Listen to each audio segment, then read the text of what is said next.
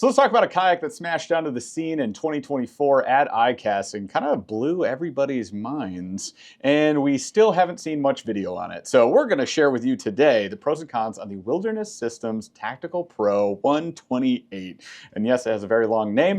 There's also a lot of features, and we're going to talk about all of them. If you haven't visited the channel before, we are Outdoor Gear Nerd, the Outdoor Gear Nerds. Who are we? And that is who we are. And that is what we do on this channel. We take all of our fishing collective experience and doing things in the outdoors, and we turn it into authentic reviews for you. We go in depth, we get what you want to see, we test the heck out of it, and then you get our breakdown. And let's do that with the Tactical Pro. So I'm going to run down the specs first, and then we'll talk about what this kayak actually does, and then we'll do our pros and cons after having been in the boat, rigged it out, and getting it on the water, doing some fishing. So the Tactical Pro 128, coming from Wilderness Systems, comes in, I have a list here, at a length of 12'6". It has a width of 38 inches, or 96.52 centimeters. I want to know who went to 0.52. That's what I really want to know. It's Confluence Outdoor. They're a Canadian company, so of course they got to have the centimeters. I love that. It has a height of 18.3 inches, which is actually very tall. Compared to a lot of kayaks, that's very tall. So that's just basically from the absolute lowest point of the hull to the top of the gunnel.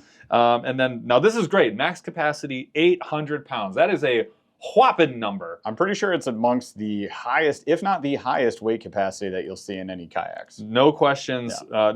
It's insane. Now, it is a sit on top, and they call the number of passengers as a single passenger, which I know that seems like weird, but we were talking about the new canoe. Like a lot of them are 2 passengers, so it is something to be aware of. It's just whether or not you can add a separate seat in a convenient way where you could consider it a 2-passenger boat. Yes. I think it's stable enough and the weight capacity is high enough that somebody else could be in there, but it's just not made for that. No, not at all. Now let's talk about like the concept behind this boat. Concept behind this boat is I have a kayak that is essentially fully developed, pre-wired, pre-rigged. I'm just going to bolt on whatever I want, and then it's ready to go. And what do I mean by that? So, what do you mean by that? Let me tell you. For example, if you want to have a stern mount, rear mounted motor like an NK 300, this has a 4-bolt pattern with a special spot where it's pre-rigged, ready to go. In addition to that, it has tubing running from right where that area is at a great angle. Pre-plumbed. Pre-plumbed is what we say, for the steering cables to be routed all the way to the kayak and pop out right by where you would mount your foot steering pedals. That said, you do still have to wire that foot steering. You just run it through the tubing, but the tubing's there, and the tubing is a pain in the butt to install yourself. So it is really nice to see that they have that there. Oh yeah. Also, on the other end of that, go to the bow. We have the front. The front of the boat. Thank you. Hey, you never know.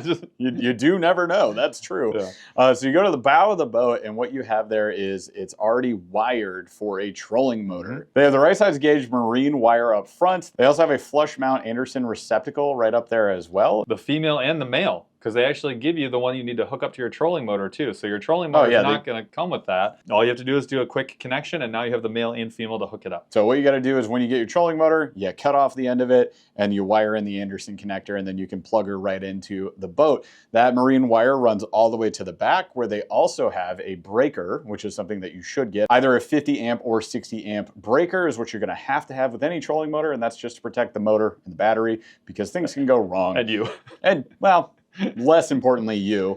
And then that'll have basically a shut-off switch, right? So it'll shut off if anything goes wrong, and then you have to go back there and reset it.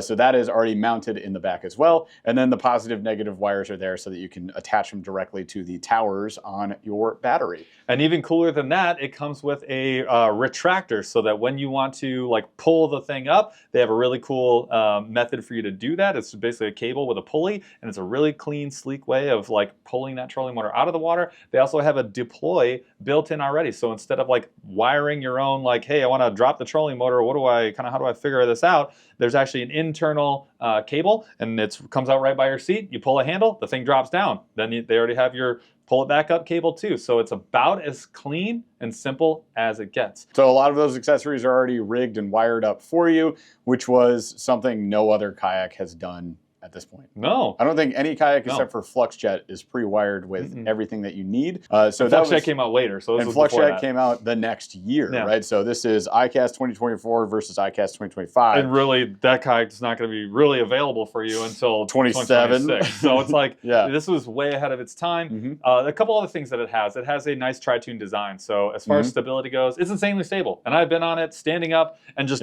doing whatever with a trolling motor at full speed and been totally fine. I also like the open deck. It is the most open deck that I've been in. Like, it is, it's almost comical, like how much room you have, foot space you have in that kayak. It's crazy. And then they did have some other really unique things. So they have a built-in captain's bridge, which is like a piece of track going across the front, which is kind of like a console cockpit setup where you can mount your screens. They have pass-through plates all over the kayak for you to run wiring, have controller units to push buttons to turn things on and off and run your accessories. They also have a molded-in tank well at the front that has 2 separate lids on it, so you can open that up and you can store all your baits in there. Big dump bin. Yeah, or whatever, like put all your junk in there.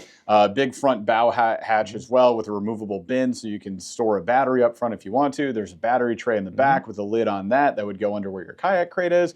A pretty comfortable swivel seat chair that also locks in a forward position.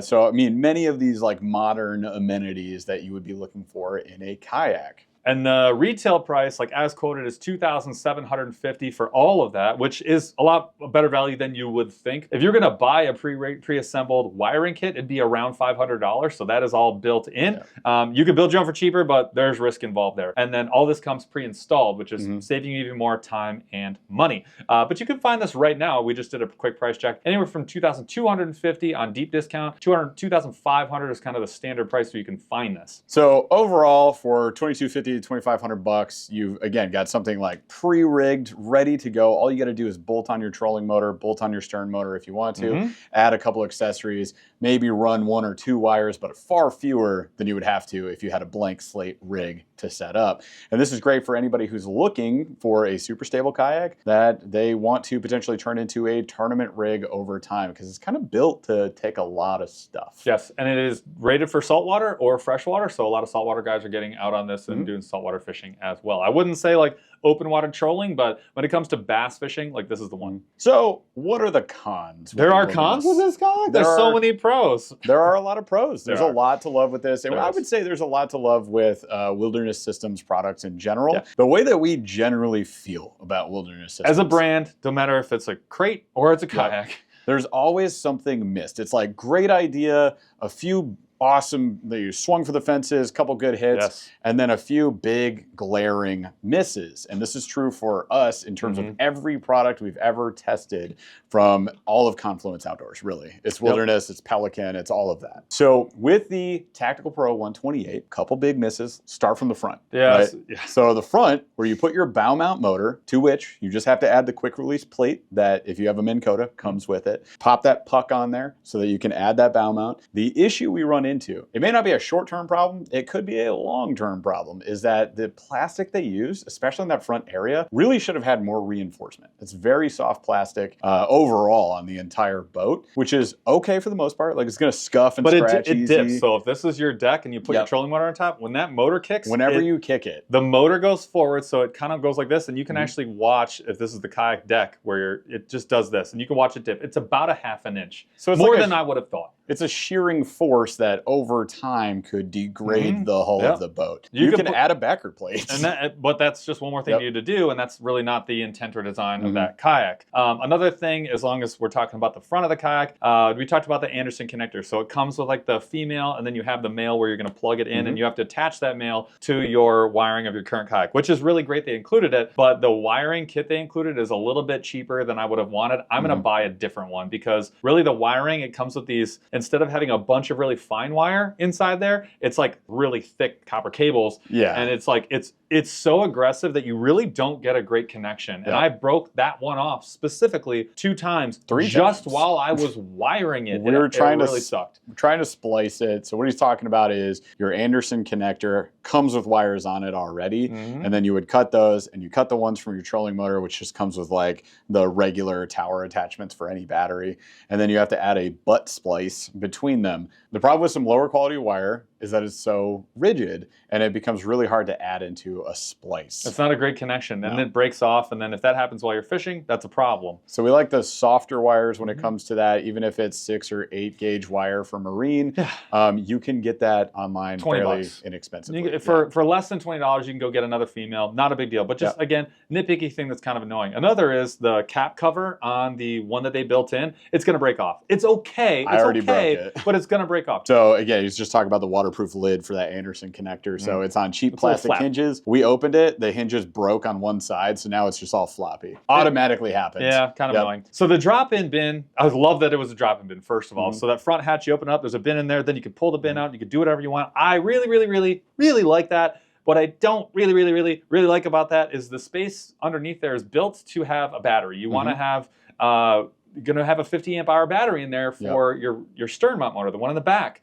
And the problem I have with that is that there's really no place for it to rest or sit. They put a nice tray. Slides around. Had a great tray for it in the back. They didn't have that in the front. That's the thing that kills me. That's is what they got me. already They have knew. the tray. They knew. This is the 7 out of 10 thing. Like, they knew. They sell the tray on their website. Why was it not just Velcroed to the front of the kayak? I don't get it. And there's really not an easy way to stabilize a battery there. You're going to have to do something DIY. And speaking of DIY in the same area, they actually they knew this too. They give you the specs to carve out your own plate that would go inside the hull, to which you could mount things like forward-facing sonar units. Which people are going to do with this kayak. They want to, like, this type of kayak is like really lends itself to having forward-facing sonar and other like more advanced electronics. But bro, just make me Just make the plate. Just put it or in just there. put it in there when you build it. And I'm going to tell you, if it was an easy thing where it's like, buy a 4x4, cut 2 inches off this side and, you know, hack this corner. It's a batwing cutout. You fold out you have to print the paper the right size. And you have to find it. It took me about 2 hours to find that this even existed, but I did find it on their website. Then you print it on a big printer or multiple sheets of paper. Which is going to lead to problems, promise you. Then you trace it out onto starboard. Which is not easy to get. You can get it from Amazon, but it's like $60 for the sheet. And then you have to cut it out. Cut it. Also not, and it's got curvy shapes not easy. So you need a router. You need a router. And then you have to,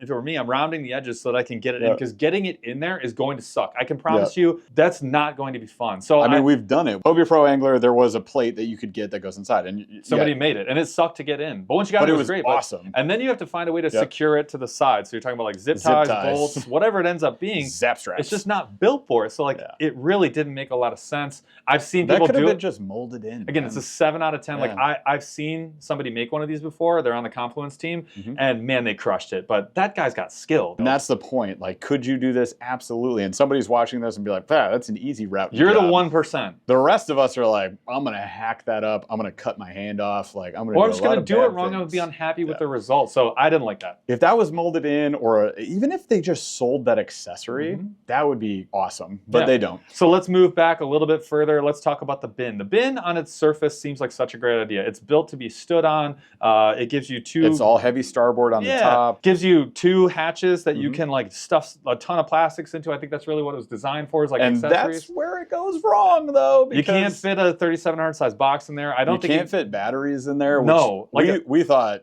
I'll throw the battery in there for sure. Put the battery. You could put a Aqua in there, but any other battery, no way. Because instead of one long piece that opens up, it's 2, and then there's a divider in the middle, and there's this support around the outside so you can stand on it, but that limits what you can put inside. So getting a 50 amp hour battery on there is not possible, and that's right where I would want it. Like, that would be ideal. It's just, it didn't work out. Now, I can fit my Aquas in there so I can run my graphs off of that, but that's like another $400 if you want 2 of them, or $200 if you want one. And then you got to drill a hole through it, too, to run the wires. Because that was the next thing I was going to add is there's a little bit of a miss on where they located these pass-through plates for you to run wiring, because there's one by the trolling motor, which makes sense. That one is in a perfect position. But then there's not one like right where you want the battery cables to come out. So now I have to find a way to like make these battery connectors fit in between the 2 plates and underneath this captain's bridge. But they could have just put one right there. It didn't make sense. I was like, wait, this is where I would want it. This is the only one I actually care about. So you actually have to run the wires back from it's at the front of the bins. It goes up and over the bins and then comes back behind the fish finder. For no reason whatsoever. It should have just been behind the graph altogether. So behind where the captain's bridge bar is where it should be. And as we move back, one thing that kind of was weird to me is they have a bungee cord for securing the seat. Now the seat always faces forward. Like you can't, It's it has got a bungee cord underneath. that auto turns it, so it's auto, which I thought was great at first. I was like, oh, that's so cool. It's like going to swivel me back to my spot. You can't 360 swivel. Not you can't comfortably. turn it around on the road either. And when you're transporting this, whether it's in the back of your truck or in a trailer, I want the seat facing backwards so that when the wind hits it, it's pushing the seat down. Not when the wind hits it, it's facing it up. The very first day I transported this, I didn't even think about it because there was a bungee cable to secure it down. I put that in there. It's not strong enough. It was like, and I'm like, no. It's like Pac-Man just eating. Yeah. So you have to like secure strap it down with a whole separate strap. It's just, again, a little bit of a head scratcher. And then you travel even further back. Here's my favorite part. The plate. So there's a hatch in the back, which is how you access your battery. That's where that nice battery tray is. It is and the great. battery tray has bungees that hold your battery in place. Man, so nice. It'd be really cool if one of those was at the front. Anyways, your breaker is back there, right? And it has a button on the front. It's pre-installed. It's screwed on there already. It looks like this. So the breaker button right there, right, is facing down when the lid is closed. Your battery goes in there. If you have a Group 24 or bigger battery, which you will, 50 amp to 100 amp hour, when you close that lid, the button hits your battery, therefore turning off the breaker, therefore you have no power to your bow mount motor. Which this kayak is designed where your crate would go on top of that. So if you're fishing and this happens, it does require a little weight or like some motion to do it. Like it doesn't just do it when you close it, but if anything like rocks or moves, it hits that. And then now you have to turn around, which is fine in this kayak. You have to go to the back, move the crate, open it up, unpress the battery, and really you can kind of shove the battery out of the way. It should be just moved a few inches. Yeah, it should have just been relocated. And then what we did is we actually relocated the switch and rotated it and moved it on the lid, which was super easy. Yep, but you have and it was to do fine. that. But you have to do that. So again, when we kind of talk about, there's a lot of things to love about this kayak, and then there's some head scratchers.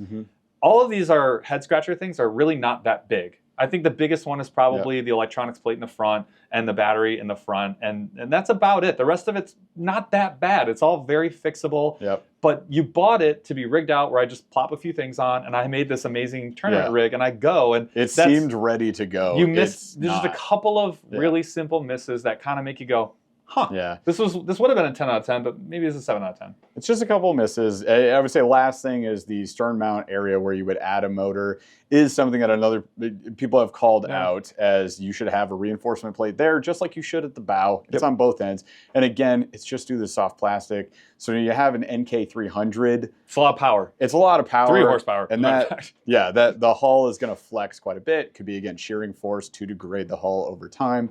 Never heard anybody say it cracked or it broke or had this problem, but also it's new, and it might take years for that to happen. But when you see it, you're like, well, that doesn't feel right. So it's easy to call out. And I think, look, overall, I mean, when you look at the pros and cons, the cons are relatively small. And for a lot of people, some of them, nobody will really care or ever even experience them. It's our job to find those nitty-gritty things so that we're looking for them. I'm looking for them on purpose. I think overall this kayak is thoughtfully designed, executes really well, comes at a reasonable price point for what you get. Has a lot of the frustrating stuff taken care of for you right off the bat. Cool layout. And very stable. Great kayak. Fun to fish off of. And relatively light compared to some of these other models. You're still going to trailer it for the most part, but it's relatively light. And they did a lot of... It's also thinner plastic. It's thinner plastic. But they did a lot of things really well. So there's a lot to love. There's a few things to miss. And I guess that's what our job is. So we are the outdoor gear nerds. We test gear. We give you our opinion. Just call them as we see them. And that's important. So I will say this. It does what it sets out to do. Maybe just not as well as you would have wanted it in some of those key areas. But I do think it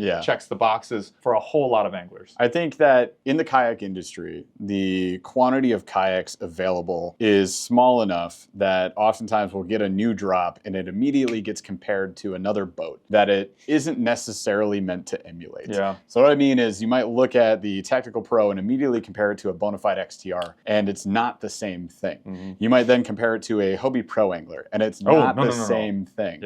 It's just a big boat. But if I said big kayak, big stable kayak, you're like New Canoe Unlimited, Bonafide XTR, Hobie Pro Angler, you're a Native Titan X. You're looking at all of those and you're saying, is this that? And it's not. It's just like a whole different thing in and of itself. So it's something to keep in mind whenever you're looking at kayaks. Try not to immediately compare it to other things, but just search out those actual like pros and cons. And those are the things there that can help you make your purchasing decisions. And that is what we are here to help you guys out out with as well. We'll spend the time, probably the money, and the injuries to figure it out for you. So like Jeff said, if you were looking at a Tactical Pro versus another kayak, or if you're looking for a big stable kayak, which is why I assume you're looking at this video and you want to know more details, if we didn't answer a question for you or didn't answer it well enough, hit us up down below. That is what we are truly here to do. We want to offer you the service of, like Jeff said, doing the testing, rigging something out, testing it to its fullest extent so that you don't have to, and you would feel confident in your decision if you're choosing between an XTR or a Tactical Pro 128. And we've done more videos on the wilderness system, so we're linking them in the description. We'll also send you on over to our other channel, Aggressively Average Anglers, where we will be doing a new build version of this for 2026. So if you want to see it rigged out a slightly different way, probably to the gills, then you can go check out that video on that channel, which should be coming out probably this spring. So in the next couple months, you can see that. Thank you guys so much for watching this video. Again, hopefully this was helpful. If it was, smash that like, ring that notification bell, and stay subscribed for more reviews right here on OGN. We'll see you guys later. Okay, thanks. Bye.